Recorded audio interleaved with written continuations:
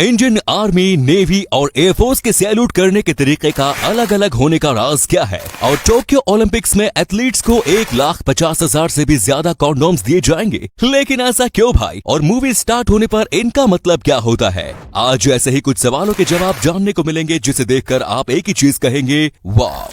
Number 1, Tokyo 2020 Olympic अभी सुर्खियों में चल रहा है, लेकिन आपको ये जानकर हैरानी होगी कि टोक्यो ओलंपिक के ऑर्गेनाइजर इस बार एथलीट्स को कुल 1,50,000 कॉन्डोम्स बांटने वाले हैं। टोक्यो ओलंपिक ऑर्गेनाइजर ने एथलीट्स को ये बोला है कि इनका इस्तेमाल आप ओलंपिक विलेज में न करें, बल्कि इसे अपने साथ अपने देश ले जाएं। जब भी ओलंपिक गेम्स होते हैं तो एथलीट्स को कॉन्डोम इसलिए दिए जाते हैं ताकि पूरे वर्ल्ड में लोगों को कॉन्डोम के यूज के लिए अवेयर किया जा सके। तो अगर ये कदम आपको सही लगा तो वीडियो पे एक लाइक कर दीजिए।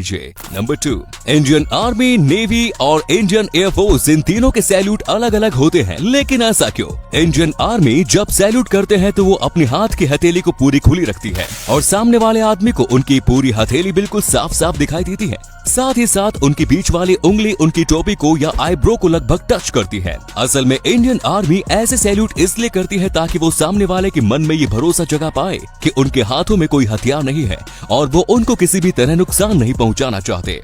इंडियन नेवी जब सैल्यूट करती है तो वो अपनी हथेली सामने वाले आदमी को बिल्कुल नहीं देखने देती और उनकी हथेली बिल्कुल जमीन की तरफ होती है। इंडियन नेवी ऐसा सैल्यूट इसलिए करती है ताकि वो अपने हाथों की हथेलियों को छुपा पाए, जो कि शिप में काम करते समय ऑयल और ग्रीस के वजह से गंदे हो जाते हैं। और इंडियन एयरफोर्स जब सैल्यूट करते हैं तो वो अपने हाथ के साथ 45 डिग्री तक झुका के रखते हैं। असल में इससे पहले इंडियन एयरफोर्स का सैल्यूट भी इंडियन आर्मी जैसा ही था, लेकिन इंडियन आर्मी का सैल्यूट करने का तरीका थोड़ा डिफिकल्ट था, इस वजह से इंडियन एयरफोर्स के लिए सैल्यूट का ये नया तरीका निकाला गया। नंबर 3, मिलिए कर्नाटक में रहने वाले ज्योतिराज से। अब मैं इनको मंकी मैन बोलूं या स्पाइडर मैन मुझे नहीं पता, और मैं ऐसा इसलिए बोल रहा हूं क्योंकि ज्योतिराज बिल्कुल स्पाइडर मैन या मंकी मैन की तरह किसी भी किले या दीवार पर आसानी से चढ़ सकते हैं, और वो भी बिना किसी सेफ्टी टूल्स का सहारा लिए। ये इस दुनिया के अकेले आदमी है जो कि कर्नाटक के 830 फुट के सबसे ऊंचे झरने जॉग फॉल्स पर चढ़ चुके हैं, और वो भी बिना किसी मदद के। अब उनका सपना है कि उनको एक बार दुनिया की सबसे ऊंची इमारत बुर्ज खलीफा पर चढ़ने का मौका मिल जाए। तो दोस्तों, आप इनको क्या नाम देना चाहेंगे? मंकी मैन ऑफ इंडिया या फिर spider man of India? Comments में जरूर बताएं। नंबर 4, देखिए इस तस्वीर को, है ना बहुत खूबसूरत महिला, लेकिन ये कोई महिला नहीं बल्कि एक वेडिंग केक है। ये इस दुनिया के सबसे एक्सपेंसिव, सबसे महंगी वेडिंग केक है और इसकी कीमत लगभग $1 मिलियन है, यानी कि 7 करोड़ 43 लाख से भी ज्यादा। इस वेडिंग केक को दुबई में बनाया गया है और इसको बनाने के लिए 1000 से भी ज्यादा अंडे और 20 किलो से भी ज्यादा चॉकलेट लगी है। नंबर 5, आपको ये जानकर हैरानी होगी कि नासा ने अर्थ को स्पेस अटैक्स यानी कि एलियन अटैक्स से बचाने के लिए भी एक जॉब बना रखी है। इस जॉब का नाम है प्लेनेटरी प्रोटेक्शन ऑफिसर। इनका काम ये होता है कि ये हमेशा स्पेस में अननोन पर नजर रखते हैं और एलियन से लड़ने के लिए हमेशा तैयारी करके रखते हैं। इनको एक साल के लगभग $1,87,000 यानी कि 1 करोड़ 39 लाख से भी ज्यादा सैलरी मिलती है। दोस्तों, नासा के इस जॉब के बारे में बहुत कम ही लोगों को पता है। नंबर 6, जानकर हैरान मत होना कि सेब आपकी जान भी ले सकता है, लेकिन कैसे? असल में सेब के बीच में साइनाइड नाम का एक केमिकल होता है जिसे खाने से आपकी जान भी जा सकती है। अगर आप सेब के लगभग 200 बीज खा लेते हैं तो आपको बॉडी में इतना साइनाइड जमा हो जाएगा कि सिर्फ 1 मिनट के अंदर आपकी मौत हो जाएगी। तो आज के बाद कभी गलती से भी सेब के बीज को मत खाना दोस्तों।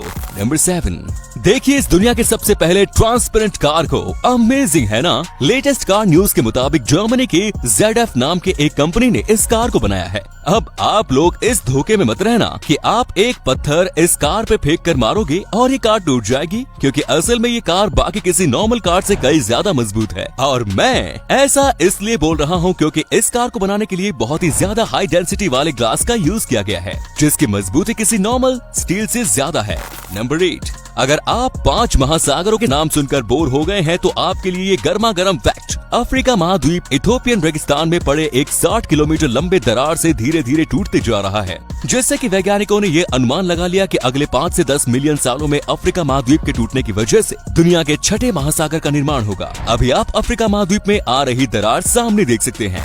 नंबर 9, किसी भी मूवी के स्टार्टिंग में उस मूवी का फिल्म सर्टिफिकेशन दिखाया जाता है जो कि कुछ ऐसा दिखता है, लेकिन फिल्म सर्टिफिकेशन के ऊपर इसका क्या मतलब होता है? अगर इसके ऊपर इंग्लिश में यू या हिंदी में ए लिखा हो तो इसका मतलब है कि इस मूवी को कोई भी देख सकता है। अगर इसके ऊपर UA लिखा हो तो इसका मतलब है कि 12 साल से कम उम्र के बच्चे इस मूवी को सिर्फ पेरेंट्स के गाइडेंस में देख सकते हैं। और अगर इसके ऊपर A लिखा हो तो इसका मतलब है कि ये मूवी 18 साल से कम उम्र के बच्चों के लिए सही नहीं है, उन्हें ये मूवी नहीं देखनी चाहिए। और अगर इसके ऊपर सिर्फ S लिखा हो तो इसका मतलब है कि इस मूवी को सिर्फ डॉक्टर्स और साइंटिस्ट ही देख सकते हैं। तो दोस्तों, वीडियो अगर पसंद आई तो लाइक कीजिए, शेयर कीजिए, कमेंट्स कीजिए और आपके शेयर से हमें काफी सारा मोटिवेशन मिलता है। धन्यवाद।